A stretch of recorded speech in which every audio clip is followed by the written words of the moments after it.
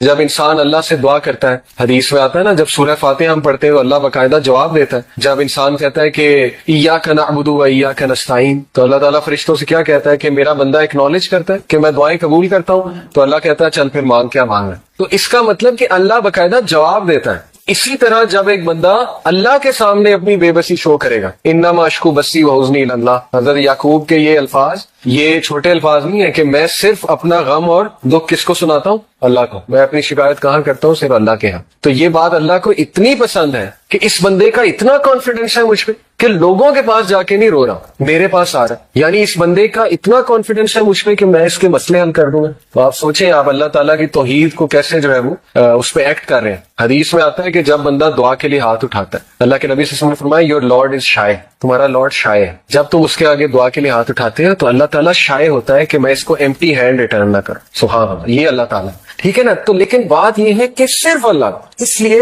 آپ دیکھیں طائف کے واقعے پہ اللہ کے نبی نے کبھی واقعہ وہ نہیں سنایا، کبھی ایمپتھی لینے کی کوشش نہیں کی انسانوں سے کہ بہت بڑی زیادتی ہو گئی تھی، یہ ہو گیا وہ ہو گیا، نہیں۔ حضرت عائشہ کو بھی اسٹریٹ بس یہی سنایا تھا کہ ہاں تمہارے لوگوں نے مجھے اس دن بہت دکھ دیا تھا، بس دیٹس اٹ۔ اس کے علاوہ کوئی ڈیٹیل نہیں ہے۔ وہ تو باقی ڈیٹیل تو ہمیں حضرت زید سے ملتی ہے نا، حضرت زید ان کے ساتھ تھے، حضرت زید بن حارثہ، ان کے جو منہ بولے بیٹے تھے، وہ تو ان سے ملتی ہے ہمیں، ٹھیک ہے نا۔ یا کسی اور نے اگر دیکھا ہو، وٹنس کیا ہو، تو ڈیٹیل اس سے آ رہی۔ تو ثابت یہ ہوتا ہے کہ مسلمان اسٹرانگ ہونا چاہیے، مسلمان کا سارا اعتقاد جو ہے وہ اللہ پر ہونا چاہیے۔ میں آپ کو ایک بات تجربے سے بتاتا ہوں، آپ لوگوں کے سامنے اپنی ویکنس شو کریں گے نا، رونا دھونا، ایک ٹائم آئے گا لوگ کہیں گے یار ایسے روندا رہتا، آپ کے بارے میں مشہور ہو جائے گا کہ یہ تو ہر وقت اس نے رونا ڈالا ہوتا ہے، تو پھر کیا فائدہ ہوا؟ ٹھیک ہے نا، ایک ٹائم تک لوگ ہیلپ کریں گے، اس کے بعد جو ہے وہ لوگ بھی تنگ آ جائیں گے۔ تو اس لیے اللہ کے سامنے پٹی جو ہے وہ اللہ کو شو کرے کہ اللہ مجھ پہ رحم کر، رب اغفر وارحم وانت خیر الراحمین، اور ایسے کانفیڈنس سے اللہ آپ کی پھر ایسی مدد کرے گا کہ آپ کا گمان، یہی اس آیت کا مطلب ہے وَمَن يَتَّقِ اللَّهَ يَجْعَل لَهُ مَخْرَجًا، جو کوئی اللہ کا تقوی اختیار کرتا ہے اللہ اسے اس طرح سے نکالتا ہے اس مصیبت سے، اور ایسے ایسے سورسز سے دیتا ہے کہ اس کا گمان بھی نہیں جاتا۔ لیکن شرط کیا ہے کہ اللہ پہ کانفیڈنس، اس لیول کا کانفیڈنس کہ نہیں میرا مسئلہ اللہ ہی حل کر سکتا ہے، میں نے اللہ سے ہی لینا ہے، میں اس کے علاوہ کوئی اور کچھ سوچ ہی نہیں سکتا۔ بچے کی طرح پیچھے پڑ جائے اللہ کا، جیسے چھوٹا بچہ اپنے ماں باپ کے پیچھے پڑ جاتا ہے نا کہ نہیں نہیں مجھے چاہیے مجھے چاہیے مجھے چاہیے، اللہ تعالیٰ بہت خوش ہوتا ہے، ٹھیک ہے، کیونکہ this shows your confidence on Allah سبحانہ وتعالی، this shows how much you rely on Allah, how much you are confident on Allah, کہ اللہ تعالیٰ میرا رب ہے اور وہ ہر چیز دینے پہ بے شک دینے پہ قادر ہے۔ خیر یہ تو ہو گیا وہ پوائنٹ کہ رسول اللہ صلی اللہ علیہ وسلم never took anyone's empathy اور sympathy with regards to this incident. لیکن واقعہ بہت افسوسناک ہے۔ اللہ کے نبی صلی اللہ علیہ وسلم پہلی تو بات واک کر کے گئے۔ آپ میں سے کوئی طائف گیا ہے؟ میں 2 بار گیا ہوں، ٹھیک ہے، اور پہاڑی راستہ ہے، آپ نے بھی دیکھا ہے، ٹھیک ہے نا، اور یہ کہ 1.5 گھنٹے میں 1.5 گھنٹہ 1.25 گھنٹے میں گاڑی میں پہنچ جاتے ہیں۔ تو سوچیں بائی فٹ، میں اکثر یہی سوچ رہا تھا جاتے ہوئے، میں نے اپنی وائف سے بھی کہا کہ کس طرح ہمارے نبی گئے ہوں گے، اتنا کٹھن راستہ ہے، پہاڑی راستہ ہے، اچھی خاصی چڑھائی ہے، تو حضرت زید کے ساتھ آن فٹ گئے، نو ہارس نو کیمل۔ اس کے پیچھے حکمت تھی۔ یہاں سے ثابت ہوتا ہے کہ ایون دو اللہ کے نبی صلی اللہ علیہ وسلم کا اعتقاد بہت اسٹرانگ تھا، لیکن ہی ٹرائیڈ ہز لیول بیسٹ جتنا کیئرفل ہو سکتے تھے لائف میں۔ حکمت یہ تھی کہ قریش کو شک نہ پڑے کہ یہ کہیں دور جا رہا، آن فٹ گئے تھے اسی لیے۔ تو ہمیں بھی اپنی لائف میں ایسے ہی زندگی گزارنی ہے، ہمیں اپنی بیسٹ ایفرٹ کرنی ہے آخر تک، جتنا کیئرفل ہم کسی بھی معاملے کے حوالے سے ہو سکتے ہیں، جتنی ایفرٹ ہم کر سکتے ہیں، اینڈ دین لیو ٹو اللہ، اس کے بعد اللہ سنبھال لیں۔ ہر چیز ہم نے اللہ کو بتا دی، اپنی ایفرٹ بھی کر لی، اب میرا رب مالک، اب میرا رب جو ہے وہ میرے لیے جو فیصلہ کرے گا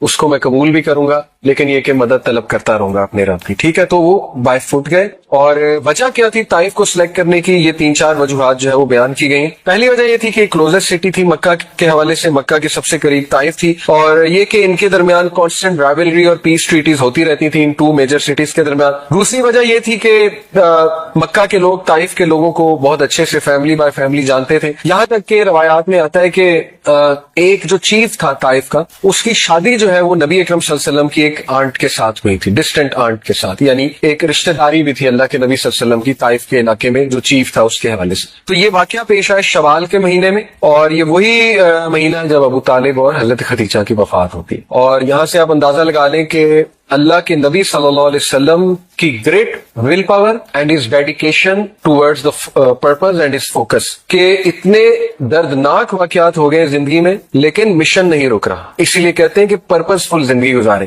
پرپز فل زندگی گزارنے کا یہ فائدہ ہوتا ہے کہ جب تک آپ کا پرپز زندہ ہے آپ موٹیویشن سے آگے بڑھتے رہتے ہیں. اللہ کے نبی صلی اللہ علیہ وسلم ابھی چند ڈیز ہوئے حضرت خدیجہ کی وفات کو اور ابو طالب کی وفات, اور انہوں نے کہا کہ مشن نہیں رکنا چاہیے, آگے چل. ہم کیا کرتے ہیں جب ہمارے ساتھ کوئی حادثہ پیش آتا ہے تو ہم بالکل ٹھپ ہو جاتے ہیں اور بالکل جو ہے نا ہم انرجی لوز کر دیتے. آلدو یہ بہت مشکل ہے, آئی ٹوٹلی انڈرسٹینڈ انرجی کے ساتھ چلنا, لیکن اللہ سے انرجی مانگیں کہ اللہ مجھے کھڑا کر, مجھے ہمت دے. تو چھوٹی چھوٹی باتوں پہ ہمت نہیں ہارنی چاہیے, ٹھیک ہے. یہ میں یوتھ کو کہتا ہوں اکثر کہ اپنے ذرا اسٹرانگ بنے, پرزیورنس لائیں اپنے اندر, ذرا بریو بنے. ہم چھوٹے چھوٹے واقعات پہ ٹھپ ہو جاتے ہیں, رزلٹ اچھا نہیں آیا اس پہ ٹھپ ہو گئے, نوکری کہیں لگوانا چاہتے تھے وہاں نہیں لگی اس پہ ٹھپ ہو گئے, وہ پسند تھا وہاں شادی نہیں ہو سکی اس پہ ٹھپ ہو گئے, ٹھیک ہے نا. ایسے واقعات پہ ہم ٹھپ ہوتے. تو ذرا اسٹرانگ بننا چاہیے انسان کو اور اپنے مشن کی طرف جو ہے وہ چلتے جانا چاہیے اور اللہ سے سکت حاصل کرنی چاہیے. تو روایات میں یہ آتا ہے کہ اللہ کے نبی صلی اللہ علیہ وسلم جو ہے انہوں نے یہ جو 3 چیفز تھے, Taif was being governed by 3 chiefs, 3 chief تھے یہ طائف کو رول کرتے تھے. تو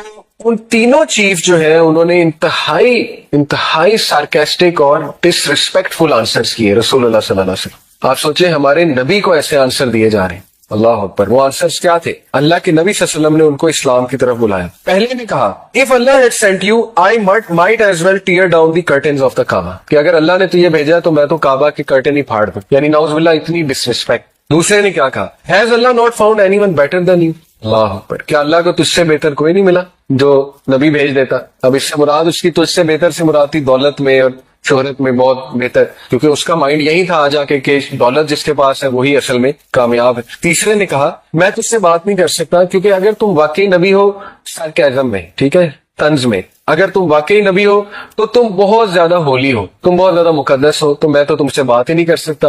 اور اگر تم نبی نہیں ہو تو پھر تم میرے ڈگنیٹی سے بہت بلو ہو کہ میں تم سے بات بھی کروں. اللہ دیکھیں ہمارے نبی نے کتنے سخت الفاظ برداشت کیے دین کے راستے میں. اس لیے اگر آپ کے گھر والے آپ کو کوئی سخت الفاظ کہہ جاتے ہیں, والد والدہ چچا کوئی بھی, نو پرابلم, ریوارڈ ہے انشاءاللہ. دین کے راستے میں کوئی بھی چیز آپ کو مشکل آئے گی وہ اللہ تعالیٰ آپ کو جزا دے گا اس کے حوالے سے, ٹھیک ہے.